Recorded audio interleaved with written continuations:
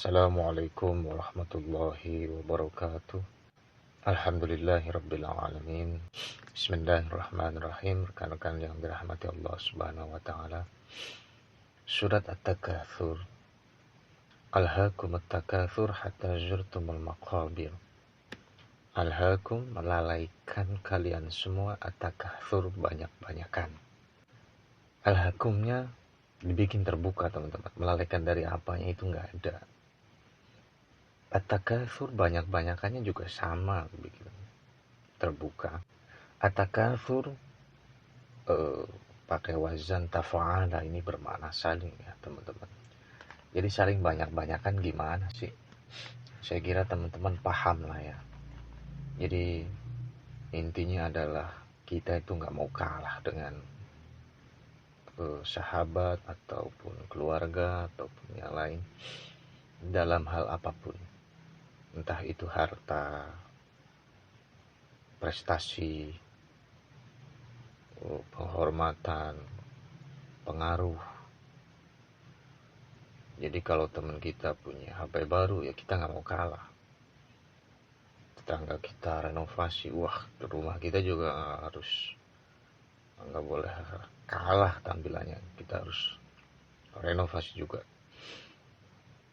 Nggak cuma di situ ya teman-teman. Jadi teman kita mungkin berprestasi, kita juga harus berprestasi dalam bidang apa.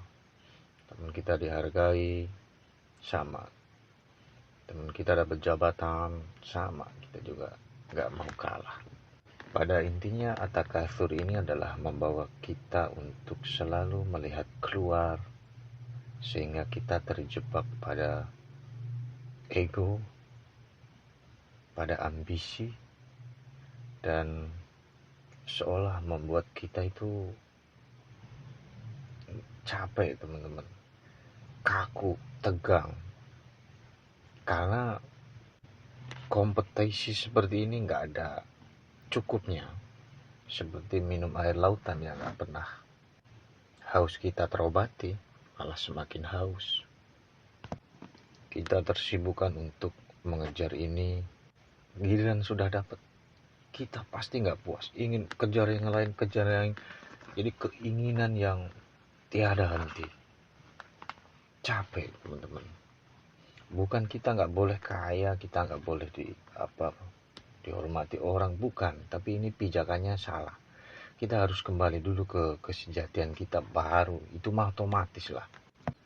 Saya mau mengajak rekan-rekan untuk cobalah merenungi ini, yang penting alhakumnya ini. Melalaikan dari apanya. Dalam Al-Quran, alhakum asal katanya adalah lahawa. Paling tidak muncul 16 kali teman-teman dalam Al-Quran. Paling tidak ada 2 ayat teman-teman.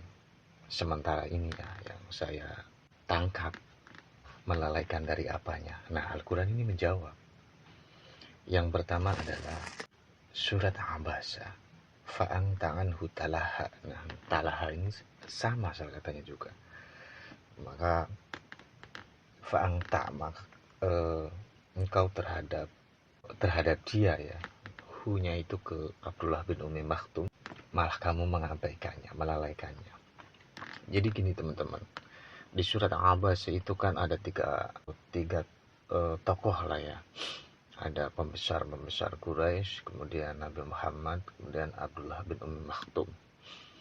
Nah, tentunya Quran ini kan bukan menegur Nabi juga, tapi kita umatnya.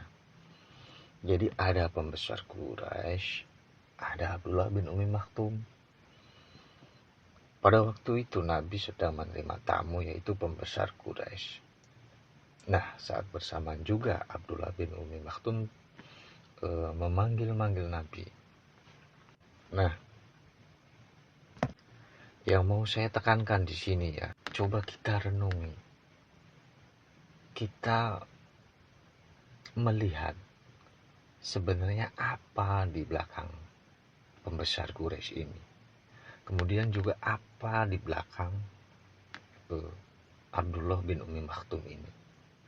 Di belakang pembesar Quraisy ini adalah pembesar Quraisy, tentunya dia punya kehormatan, dia punya pengaruh, dia dihargai, dia disegani.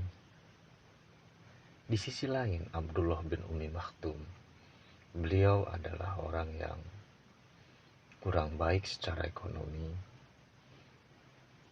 Kemudian secara fisik beliau mempunyai kekurangan ya, karena tidak bisa melihat ya.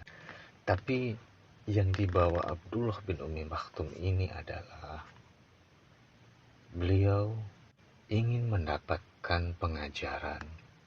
Beliau tulus, ikhlas, khusyuk, takut kepada Allah, ingin mengerti, ingin kembali menuju kesejatiannya. Itu yang dibawa Abdullah bin Umi Maktum. Sedangkan pembesar Quraisy ini dengan kehormatannya, pengaruhnya, kebanggaannya, hartanya, dia sebenarnya pembesar Quraisy ini hanya untuk nggak niat-niat banget teman-teman. Jadi Abdullah bin Umi Maktum ini, wa ma yudrika la'allahu yazakka aw yadhakkaru fata'anfa'ahu dzikra. Dan tahukah engkau Muhammad,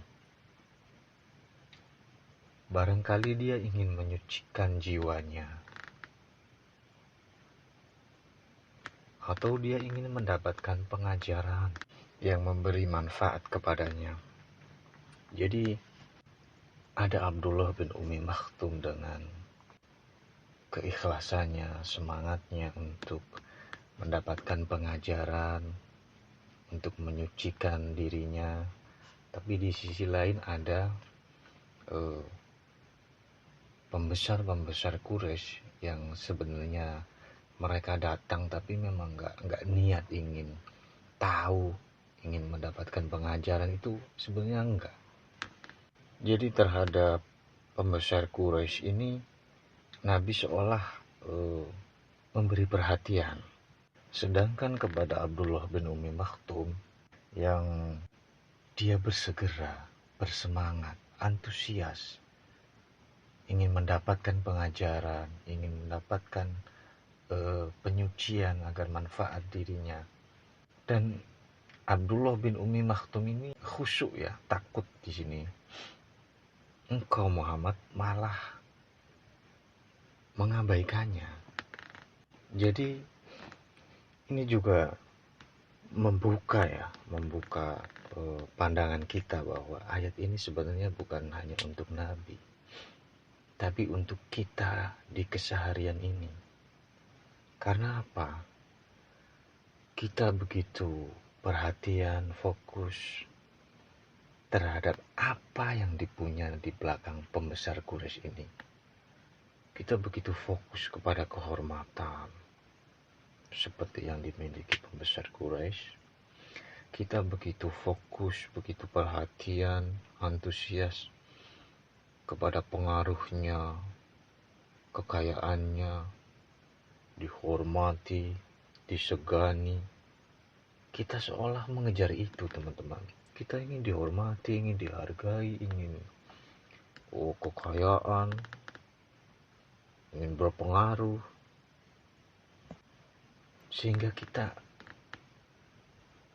bergerak keluar terus. At-takatsur, banyak-banyakan. Kan motifnya banyak-banyakan itu sebenarnya teman-teman. Ingin dihargai, ingin berpengaruh, ingin dihormati. Sedangkan sisi batin kita yang terdalam, yang suci, yang fitrah, yang selama ini tertutup, yang selama ini meskipun tidak melihat dunia luar,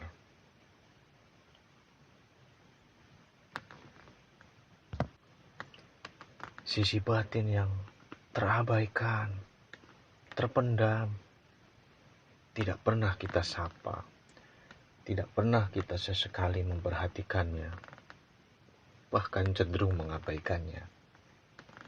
Padahal Sisi batin itu ingin menuju kesejatian, ingin menuju pengajaran, ingin menuju penyucian jiwa. Tapi selama ini kita abaikan, kita lalaikan teman-teman. Nggak kita kasih perhatian. Terus menerus yang kita kasih perhatian adalah takasur, ingin ini terus. Lanjut lagi ingin ini, ingin mengalahkan ini, ingin mengalahkan ini. Ego, ambisi, kita bergerak menuju keluar terus. Kita tidak mau masuk ke sisi terdalam kita yang selama ini terkubur, yang selama ini gelap, tidak bisa melihat, tidak ada cahaya, tidak pernah dikasih cahaya perhatian kita. Jadi seolah-olah ini bersanding teman-teman. Alhaakum at-takatsur. Alhaakum, kita melalaikan seperti Abdullah bin Ummi Maktum, yang dibawa Abdullah bin Ummi Maktum ingin menuju kesejatian, penyucian jiwa. Tapi kita lebih memilih at-takatsur, terus ingin mencapai kehormatan, pengaruh, pujian. Bukan berarti kita nggak boleh kaya ya teman-teman. Bukan berarti kita nggak boleh terus nanti kita hidup pasif, nggak ngapa-ngapain, nggak berkarya, nggak berinovasi, nggak gitu. Tapi kita pijakannya harus kuat dulu. Kita harus bersandar kepada yang kuat dulu, kesejatian kita dulu. Baru itu mah sebenarnya otomatis nanti. Masalah penghormatan, kekayaan, itu otomatis teman-teman. Tapi kalau kita pijakannya ego, diri palsu, gak akan kekal teman-teman. Teman-teman lihat kan banyak sekali orang yang berkecukupan dari segi materi, oleng kok, oleng. Banyak yang mencari penghiburan kesana kemari, apa yang sebenarnya dia cari bingung. Karena meskipun banyak harta, banyak pujian, ada satu titik yang kosong dalam dirinya, karena itu nggak bisa diisi dengan sesuatu yang bukan sejati. Tapi kalau kita pijakannya ya, kesejatian, pijakannya kita bersandar kepada Allah.